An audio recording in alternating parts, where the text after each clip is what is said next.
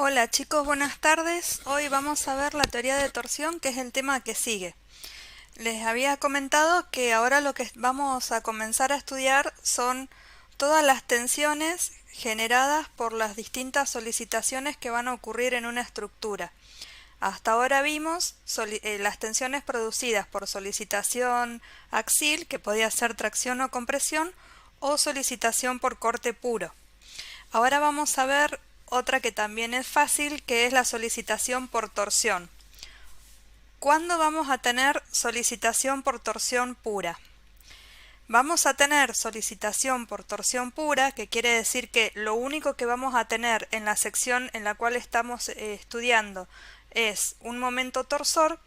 Va a ser cuando nosotros a la sección derecha, cuando calculamos la resultante de todas las fuerzas y momentos que están trabajando en la sección derecha, la resultante nos va a dar sobre la sección izquierda solamente un momento alrededor del eje X.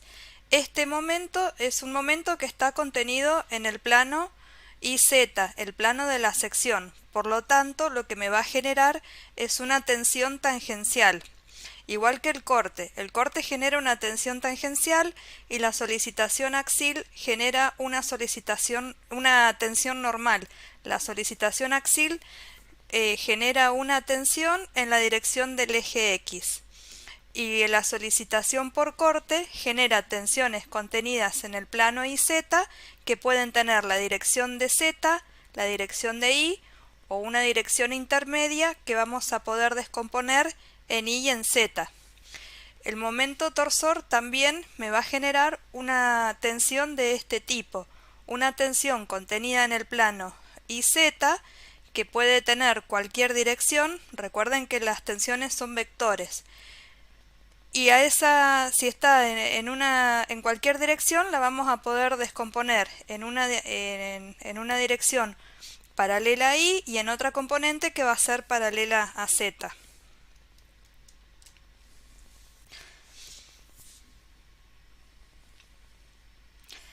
Vamos a mirar en este gráfico, vamos a tener lo que estamos viendo acá es la sección transversal. La sección transversal de la pieza, tenemos nuestros ejes Y, Z, estamos suponiendo una sección circular, y el eje X que estaría saliente a la pantalla. Y este es el momento torsor que está actuando, el MX, que acá está indicado con la T de torsor. Este MX está contenido en el plano, dijimos. Y la otra vez habíamos dicho que los esfuerzos se transmiten de una sección a la otra, o sea, de la cara derecha a la cara izquierda, se transmiten punto por punto. Pero nosotros lo que vamos, para simplificar, lo que se toman son entornos de ese punto. De tal forma que a este momento nosotros lo podemos considerar como la integral en el área de toda la sección transversal de este vector posición RC multiplicado por la tensión. Fíjense que acá tensión tangencial la indicamos con la letra tau. Cuando teníamos tensión normal era la letra sigma y la tensión estaba en la dirección del eje X. Acá la tensión está contenida en el plano YZ. De tal forma que el momento torsor, si recordamos que la definición de momento de física, que era el producto vectorial de un vector fuerza por un vector posición. Entonces, el producto vectorial de esta tensión tau por este radio vector RC me va a dar igual al momento torsor. Esto sería para un elemento diferencial de área. Si integramos en todo el área, nos da el momento torsor resultante que va a estar actuando en la pieza. Bueno, y como estamos siempre acostumbrados a trabajar descomponiendo todo en los ejes coordenados Z e Y, a esta tensión tau yo la puedo descomponer en una componente paralela al eje Y, que se va a llamar sigma xy, y una paralela al eje xz, que se va a llamar sigma xz.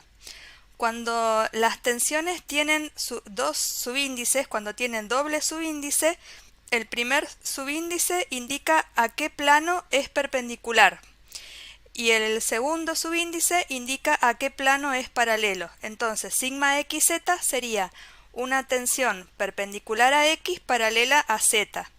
Y sigma xy sería una tensión perpendicular a x paralela a y.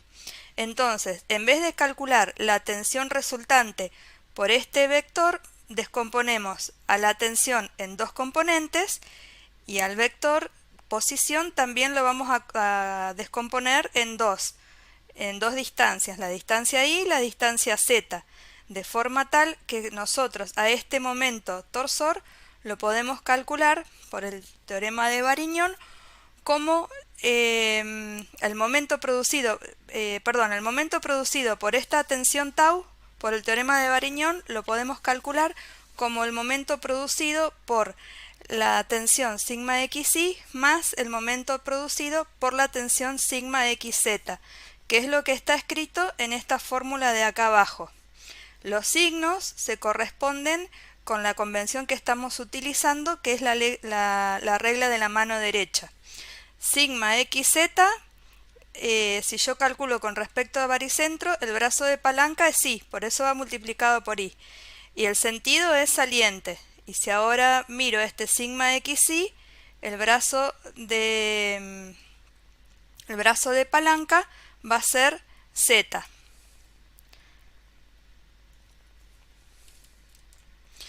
Bueno, el investigador que desarrolló toda la teoría de torsión pura fue Coulomb.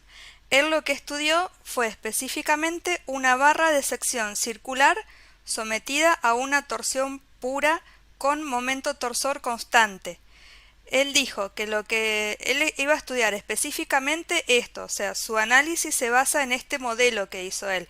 Es una barra recta de sección circular llena y tiene un momento torsor constante. Quiere decir que si nosotros hiciéramos el diagrama de MX, me iba a dar uniforme en toda la longitud de la pieza.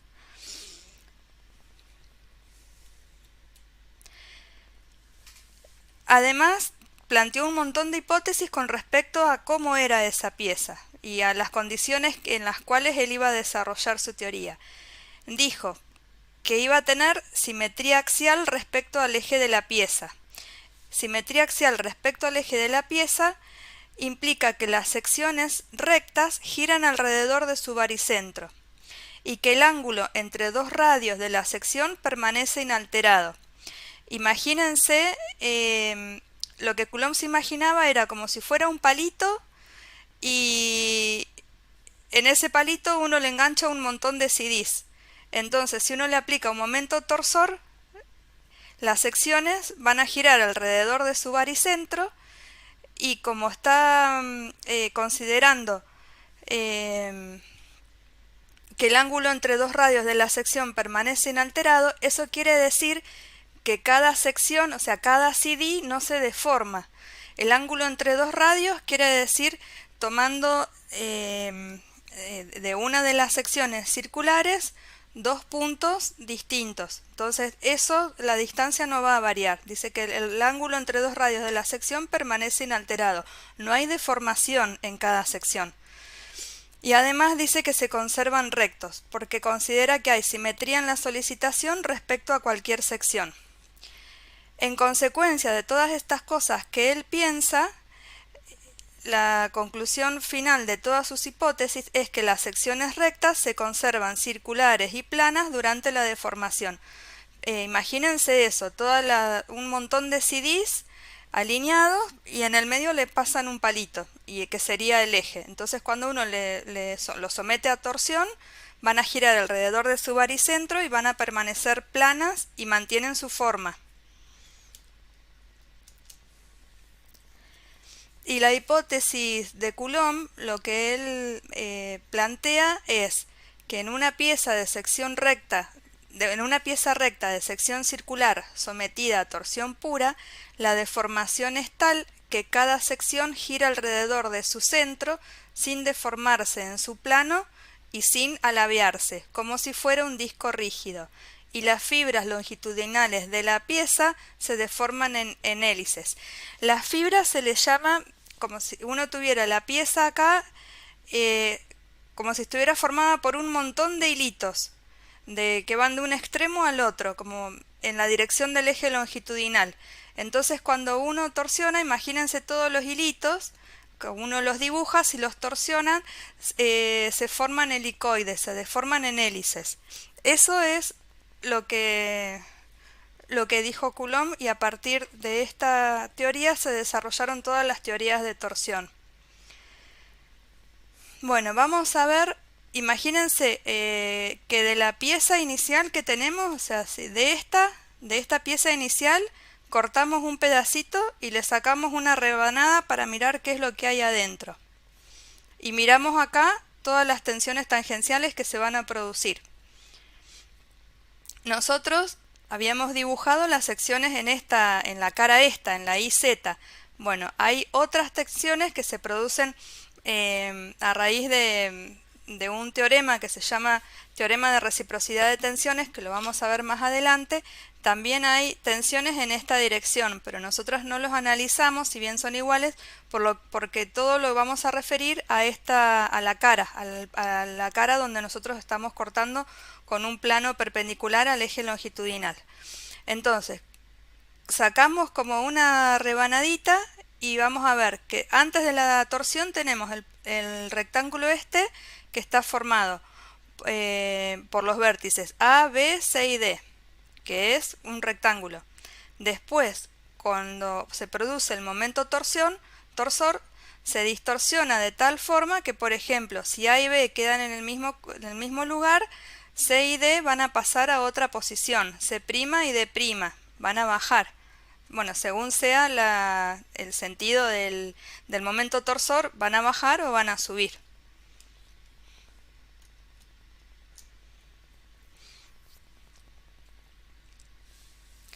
Acá está dibujado lo mismo, es el rectángulo original A, B, C, D, y luego de la deformación suponemos que C pasa a C' y D pasa a D'. Y lo que vamos a calcular es el ángulo el ángulo gamma, que es el ángulo de deformación. El ángulo de deformación que habíamos visto en la ley de Hooke para la tensión tangencial, que así como decíamos que la ley de Hooke para la tensión normal decía tensión sigma es igual al módulo de elasticidad longitudinal, el módulo de Young, multiplicado por la deformación longitudinal específica, que es el delta L sobre L.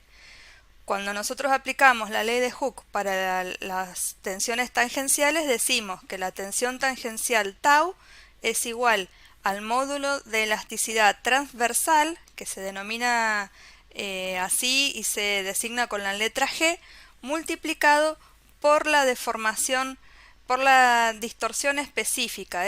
En vez de tener un delta L o un alargamiento, lo que tengo es una distorsión. Entonces vamos a calcularlo. Siempre vamos a trabajar con pequeños giros y pequeñas deformaciones en las piezas. Entonces, como el ángulo es pequeño, el ángulo se aproxima al seno, el seno se aproxima a la tangente.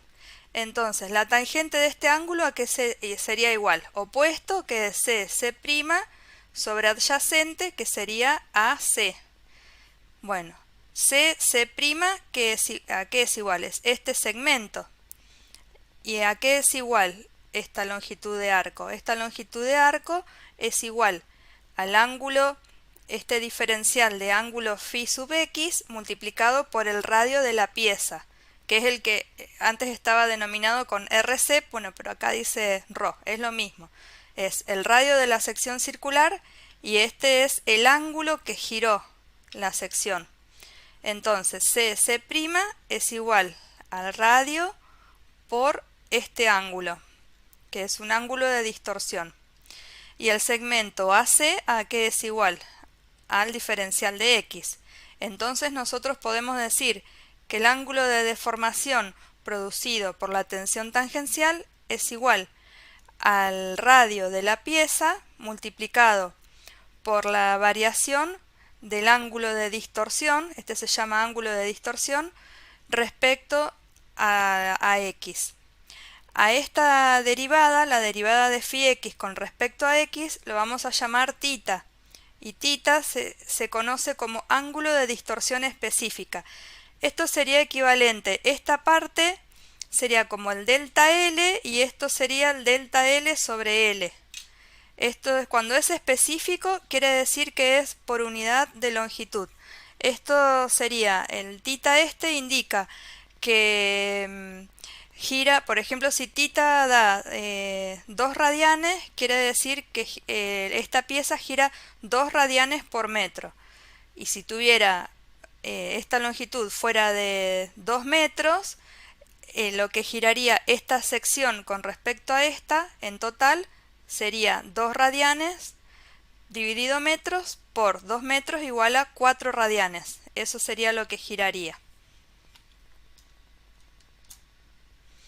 Bueno, vamos a recordar esto es lo que estábamos diciendo recién.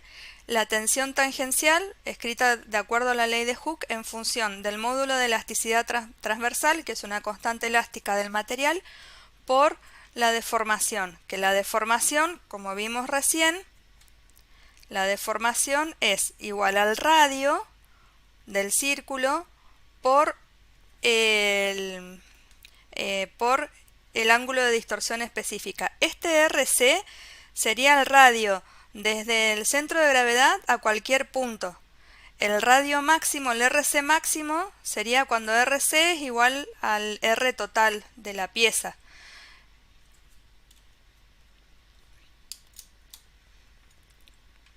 Y antes habíamos dicho que podíamos escribir al momento torsor como a la integral en el área del producto vectorial de la tensión tangencial por el vector RC, o sea, el punto, la distancia desde el punto en el cual yo estoy calculando al centro de gravedad. Vamos a volver a mirarlo acá de dónde salía ese RC. Era esto, el momento torsor decíamos que era igual a RC, producto vectorial, tau. Tau, producto vectorial RC, mejor dicho.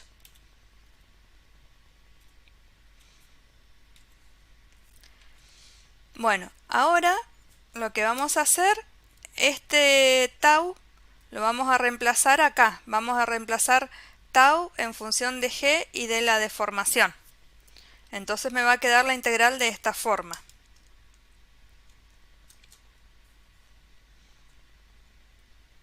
Y ahora yo voy a decir que gamma es igual a RC por θ. Y lo voy a meter esto, lo voy a meter acá y me queda de esta forma. Como g es una constante, puede salir afuera de la integral. Y como esto también es una constante, también sale fuera de la integral el ángulo de distorsión específica. De tal manera que me queda g por θ multiplicado por la integral en el área de RC cuadrado. ¿Y a qué era igual a esta? Esta integral, ¿a qué se acuerdan que era igual? Eso es el momento de inercia polar. Es un momento de segundo orden, momento de inercia polar.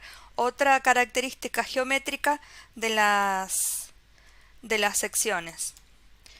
Bueno, y de acá, despejando θ y operando algebraicamente, a lo que llega Coulomb es una fórmula muy simple que dice que el ángulo de distorsión específica, es decir, lo que gira la pieza por metro, los radianes por metro que va a girar la pieza, va a ser igual al momento torsor aplicado dividido el módulo de elasticidad transversal dividido el momento de inercia polar, que es una característica de la sección. Es esta integral que está acá. Este producto de G por JP, la constante elástica transversal por el momento de inercia polar, se llama rigidez torsional de la sección. Cuanto más grande sea esto, va a ser menor el ángulo, va a ser más rígido a la torsión, va a soportar mejor la torsión, no se va a deformar tanto, en cuanto a las deformaciones, o sea, a mayor rigidez torsional va a tener menos deformación. Bueno, repasando dijimos que tau es igual a g por gamma reemplazamos gamma, el ángulo de deformación, como el radio en el punto donde estoy calculando por el ángulo de distorsión específica. De acá el θ es igual al momento dividido la rigidez torsional. Bueno, y operando con todo esto vamos a poder calcular a la tensión tangencial como el momento torsor por el radio dividido el momento de inercia polar. Fíjense, acá ya estamos viendo algo distinto. Cuando veíamos tensiones producidas por tracción, compresión o corte, era lo mismo que veíamos en física, fuerza sobre área. Acá ya no tenemos fuerza sobre área, tenemos momentos. Es igual, lo que es parecido es que arriba tenemos una solicitación y abajo tenemos una característica geométrica. En tracción, compresión y corte, arriba tenemos la fuerza y abajo el área. Acá tenemos arriba el momento multiplicado por el radio y abajo tenemos el momento de inercia polar. Fíjense las unidades. Arriba yo voy a tener newton por metro multiplicado por el radio, me va a quedar newton por metro cuadrado. Y abajo los momentos de inercia de segundo orden tienen unidades de longitud a la cuarta. Entonces me queda newton por metro cuadrado dividido metros a la cuarta. Es newton por metro cuadrado, newton dividido metro cuadrado, que son unidades de presión. Me da en pascales, está bien. Y como dijimos que esto era el punto desde el centro de gravedad a donde yo estaba calculando, la tensión máxima va a ser cuando RC sea máxima, porque el momento ya dijimos que era constante por hipótesis. Y el momento de inercia polar es una constante geométrica de la pieza. Entonces, lo único que me va a variar va a ser RC, y la tensión va a ser máxima cuando RC es máximo, que es en el borde. ¿Y cómo llegamos a esta fórmula que es muy conocida? Esta fórmula consiste en poner el radio en función del diámetro y el momento de inercia polar en función del diámetro. Entonces acá nos va a dar el valor de la tensión tangencial máxima. ¿Dónde va a estar esa tensión? ¿Qué va a hacer esa tensión? Esa tensión va a ser un vector que va a estar aplicado en el borde de la pieza y va a tener dirección variable en cada punto. Y va a ser máximo acá, en el perímetro de la pieza. En realidad es un infinitésimo antes del perímetro.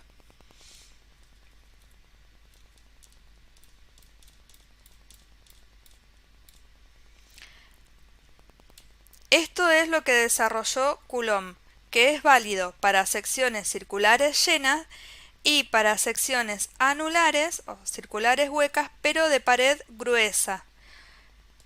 Por ahí en los libros van a encontrar como que hay 1.000.000 de fórmulas distintas y ustedes se pueden asustar y pueden pensar que se tienen que estudiar todas las fórmulas. No. Lo único que varía entre esta fórmula y esta es el momento de inercia polar. El momento de inercia polar tiene una fórmula para la sección circular llena y tiene otra fórmula para la sección circular hueca. Entonces, si reemplazamos en esta fórmula, en lugar del momento de inercia polar de la sección llena por el momento de inercia polar de la sección hueca, reemplazamos acá ese valor, y en vez de esta expresión, vamos a llegar a esta otra expresión, que fíjense que es igual, nada más que está multiplicada por un factor que depende de la diferencia de radios. Depende de la razón de radios, del radio interno y del radio externo. Bueno, esto es válido nada más que de pared gruesa. Cuando la pared es delgada, se aplica otra condición. Bueno, y ahora les vamos a mostrar cómo seguimos con los otros tipos de secciones.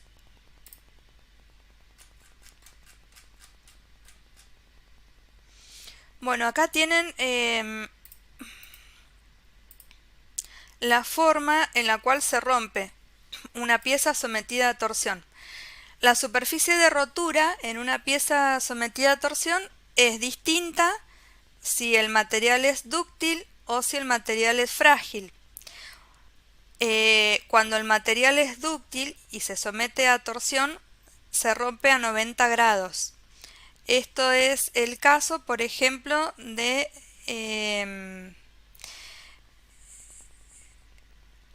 un material dúctil sería un acero. Y cuando el material es frágil, el material se rompe a 45 grados. Esto sería, por ejemplo, con una tiza. Esto lo pueden probar en la casa con una plastilina, van a ver que se rompe a 90 grados, y con una tiza la superficie de rotura es de 45 grados. Bueno, pero hay muchas barras que no son circulares ni huecas de sección de paredes gruesas. Hay muchas barras que son rectangulares. El que estudió las secciones rectangulares fue Navier. Y él tomó lo que decía Coulomb. Coulomb, ¿qué dijo? Que en una barra circular las secciones rectas permanecen planas y giran sin deformarse.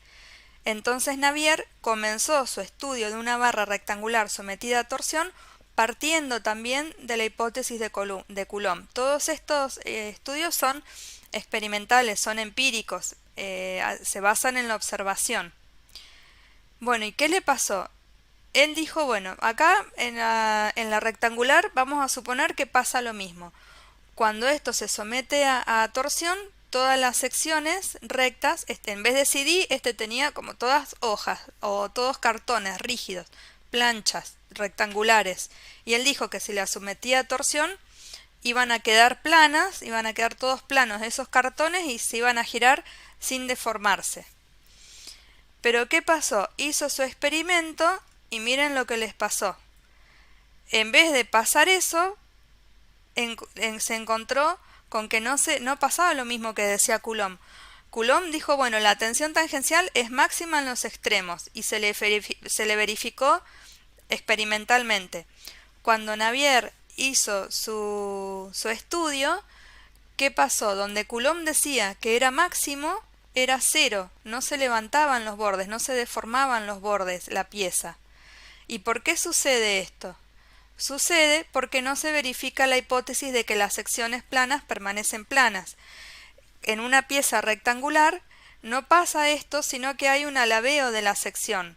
Entonces no pueden aplicarse las hipótesis de Coulomb y no es válido todo lo que desarrolló Coulomb para la sección circular en una sección rectangular, porque no se verifican las condiciones de contorno. Experimentalmente se ve que lo que sucede es distinto, no pasa igual.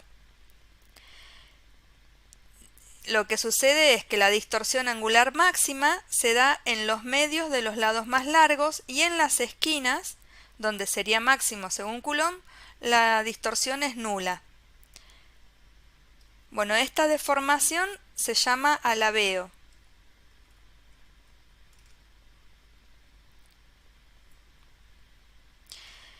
Entonces, otro investigador, Saint-Venant, dijo, bueno, lo que pasa es lo siguiente. La deformación es uniforme, pero está compuesta por dos cosas. Está compuesta por la rotación rígida de la sección en su plano más el alabeo de la sección fuera de su plano. Es decir, primero rota, supone Saint-Venant, y después se deforma fuera de su plano. Todo el planteo que hizo Saint-Venant para llegar a esto constituye una teoría que se llama teoría de la elasticidad, que vamos a ver al final de la materia. Es una teoría muy compleja que implica álgebra tensorial, que también vamos a ver algo, y a este problema otro investigador que se llama Plant lo planteó con ecuaciones diferenciales en derivadas parciales. O sea, Coulomb planteó una hipótesis, Navier dijo, bueno, la voy a aplicar a una sección rectangular y no se le verificó. Entonces Saint-Venant dijo, no, lo que pasa es que está pasando algo más, porque hay un alabeo. Entonces Plant dijo, bueno, yo lo voy a plantear todo el problema matemáticamente en ecuaciones diferenciales. Estas ecuaciones diferenciales en derivadas parciales ustedes todavía no la pueden resolver porque se resuelven con métodos numéricos que aún no han visto. Pero muchos investigadores las han resuelto para distintos tipos de secciones. ¿Qué varía de una sección a otra? Varían las condiciones de fronteras, las condiciones de borde, las condiciones geométricas del problema no son las mismas en una sección que tiene forma de L que en una sección que tiene una forma rectangular o una sección anular de pared delgada. Entonces, distintos investigadores fueron aplicando estas ecuaciones con distintas condiciones de contorno y se fueron obteniendo fórmulas que son semiempíricas para la determinación de las tensiones tangenciales máximas producidas por torsión y para el ángulo de deformación específica producido por este tipo de solicitación en distintas secciones. La solución para la sección rectangular se debe a Saint-Venant. De acá lo que nosotros vemos nada más es la expresión a la cual se llega. Ustedes lo que tienen que saber es que esto viene de acá, que alguien ya lo resolvió y que el resultado es este. Y esto lo van a tener en una tabla. Entonces, para una sección rectangular, la tensión tangencial máxima producida por torsión es igual al momento torsor dividido alfa por b por c cuadrado. ¿Qué es cada cosa? B es el lado más largo del rectángulo y C es el lado más corto. No es la base. B es el lado más largo. Puede ser la base o la altura, el más largo. Y el otro es el más corto. Y alfa es un coeficiente que depende de la relación de lados. Y beta también, otro coeficiente. Entonces, según la relación de lados, la tensión tangencial máxima se calcula con esta fórmula y el ángulo de distorsión específica con esta otra. Y en esta tabla hay valores para distintos valores de relación de lados. Supónganse que ustedes tienen una pieza cuya razón de lados B dividido C es de 1,2. No está en la tabla. ¿Qué tienen que hacer? Tienen que interpolar. ¿Cómo se interpola? Tienen que hacer la recta que pasa por dos puntos, encuentran la ecuación y reemplazan x por el valor que ustedes quieren, que en el ejemplo que yo les di recién sería de 1,2. Por ejemplo, si quieren buscar el alfa, hacen x, estos serían los x. Entonces hacen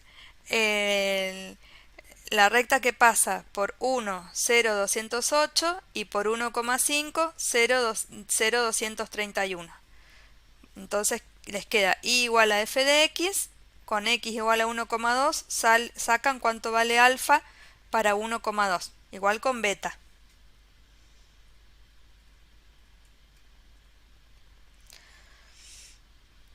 Ahora tenemos una sección hueca de pared delgada, que son los tubos. ¿Cuándo se llama pared delgada y cuándo se llama pared gruesa? Pared delgada es cuando el espesor del tubo, el espesor del tubo es menor a 1/10 del radio. Si es mayor o igual, es de pared delgada. Cuando es de pared delgada, se aplica Coulomb si la sección es circular. Si es de pared, si es de pared gruesa, se aplica Coulomb. Si es de pared delgada, se aplica una fórmula que vamos a ver ahora, que se llama fórmula de Brett. Acá está dibujado así, como queriendo decir que es un tubo de pared delgada que puede tener cualquier forma. Para cualquier forma que tenga, esto es válido. Bueno, y la fórmula de Brett dice que la tensión tangencial máxima es igual al momento torsor dividido 2 veces el espesor por un área que se llama omega. Ese área es el área encerrada por la línea media. ¿Cómo es la línea media? Bueno, cuando ustedes tienen el espesor y a lo largo de todo el espesor dibujan la línea media, la mitad sería, van dibujando el centro del espesor.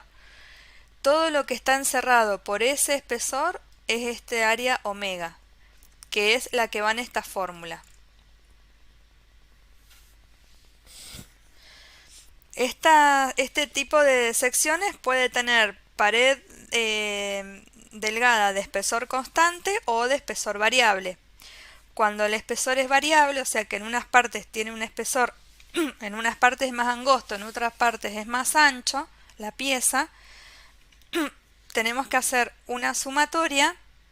Acá, fíjense, dice sumatoria de 1 igual a n, que sería, n sería el número de espesores diferentes, de este delta S es la longitud de la línea media que va a tener ese espesor, o sea, el largo en el cual está aplicado ese espesor. Y acá es el espesor, el valor del espesor en ese punto. Esto sería una n, y acá sería S sub n. Bueno, y cuando esto es constante, directamente es la longitud de la línea media, que es el S, dividido el espesor. En este tipo de piezas, en todas las esquinas se produce un efecto de concentración de tensiones. Todas las esquinas son puntos de debilidad. Cuando hay cambios de curvatura, ángulos, ahí siempre se concentran tensiones. Son puntos débiles de la pieza. Hay un efecto de concentración de tensiones que depende de un factor K que se define a su vez en función de otro factor que se llama lambda.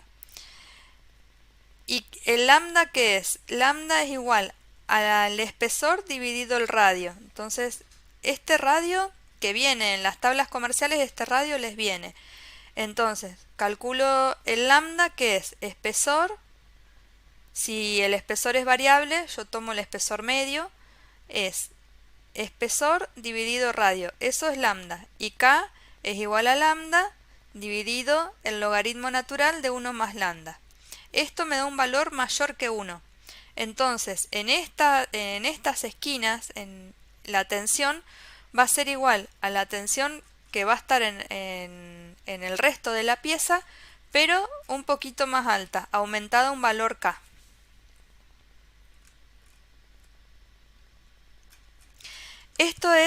Esta fórmula es válida siempre que sea cerrado, o sea, estos son tubos, son caños finos de pared delgada, tubos estructurales. Pero hay perfiles que son de pared abierta, que son estos. Son el perfil U, el perfil C, el doble T, y esto que sería un caño con costura, o sea, un caño que acá tiene una soldadura. En vez de estar lleno, es un caño con una soldadura. Esto es una sección abierta. Bueno, y el investigador que desarrolló las fórmulas de tensión tangencial para este tipo de secciones es Flop. Y él la define de esta manera. Dice que la tensión tangencial máxima es igual al momento torsor dividido un momento de inercia JT, que ahora vamos a ver cuál es, por el espesor máximo. Bueno, ¿cómo se define JT? JT es como un momento de inercia ficticio, es porque él supone que está formada toda la pieza por rectángulos, es igual a 1/3 de la sumatoria de la longitud de la línea media multiplicada por el espesor al cubo. Por ejemplo, en esta, el JT sería, yo lo divido, primero lo divido en secciones, uno lo puede dividir como uno quiera. Acá estaría, bueno, en realidad sí, está marcada la línea media. Pero uno, por ejemplo, este pedacito, uno puede tomar este espesor o puede tomar el otro. Entonces, por ejemplo, yo voy a tomar los de las alas. Estas se llaman alas y esta parte se llama alma. Lo del medio de los perfiles se llama alma. Entonces el JT, ese momento de inercia ficticia, sería esta longitud por este espesor al cubo, más esta longitud hasta acá por este espesor al cubo, más esta longitud por este espesor al cubo. Ese es el JT. Bueno, y además, acá no está en otra tabla que les voy a mostrar ahora, hay un factor de corrección a esta fórmula que depende del tipo de sección.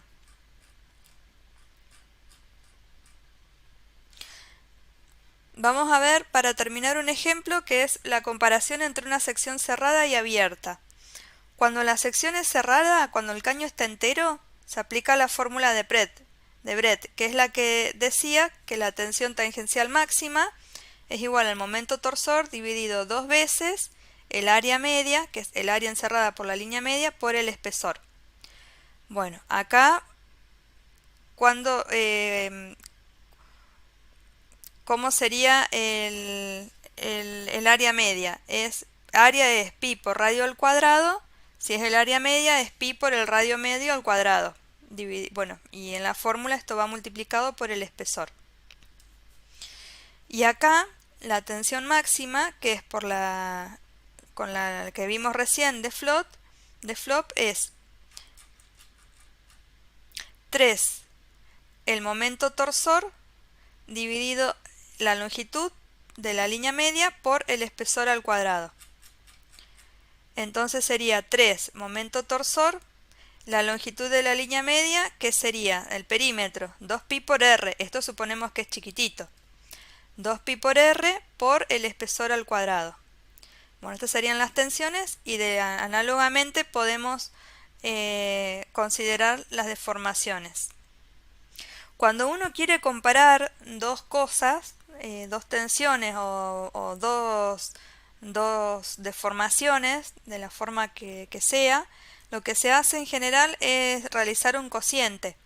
Si este llamamos A y este llamamos C, dividimos la tensión máxima del caso A dividido la tensión máxima del caso C y nos da un valor. Lo mismo hacemos con las distorsiones. Ahora si suponemos, por ejemplo, que un radio medio que sea igual a 5 veces el espesor para poder ponerle un número, vamos a ver que la tensión en el caso A es 15 veces la tensión en el caso C. O sea, la tensión en el caso A es 15 veces la tensión en el caso C. Esto está 15 veces más tensionado que esto. La tensión de trabajo es muchísimo mayor. Esto trabaja a mayor tensión porque tiene esta discontinuidad que es la que me está produciendo ese aumento de tensión. Y la deformación es 75 veces más. O sea, esta se deforma 75 veces más que esta. Eso es para que vean las debilidades que introduce en la pieza este tipo de discontinuidades. Bueno, y otra cosa que me olvidé de mencionar es en la fórmula de Saint-Venant, lo van a ver en un ejercicio en el práctico, a medida que la pieza rectangular se va acercando más a una sección circular, mejora el comportamiento a la torsión. O sea, si la pieza rectangular es una pieza que tiene una gran diferencia entre los lados, si tiene un lado muy largo y otro muy chiquitito, o sea, una pieza rectangular alargada, va a tener mal comportamiento a la tensión. Si es cuadrado, mejora, y si a ese cuadrado le vamos aumentando el radio que tienen las esquinas, si lo vamos haciendo más redondito, cuanto más redondito, mejor va a trabajar para la torsión. Bueno, esa es la teoría de torsión. También se puede calcular para secciones circulares de varios materiales, como puede ser por ejemplo un cable que tenga el alma de un material y la parte externa de otro material. También se puede hacer análogamente como hicimos con tracción y compresión. Se calcula un coeficiente de equivalencia para transformar todo el área transversal como si fuera de un solo material. Ese coeficiente de equivalencia es función de la relación de los módulos de elasticidad transversal de esos materiales. Cuando hacíamos el coeficiente de equivalencia para tracción o compresión, usábamos el módulo de elasticidad longitudinal. Acá usamos el transversal, porque estamos estudiando ese tipo de deformación. Bueno, si tienen alguna pregunta con lo que dije recién, me lo pueden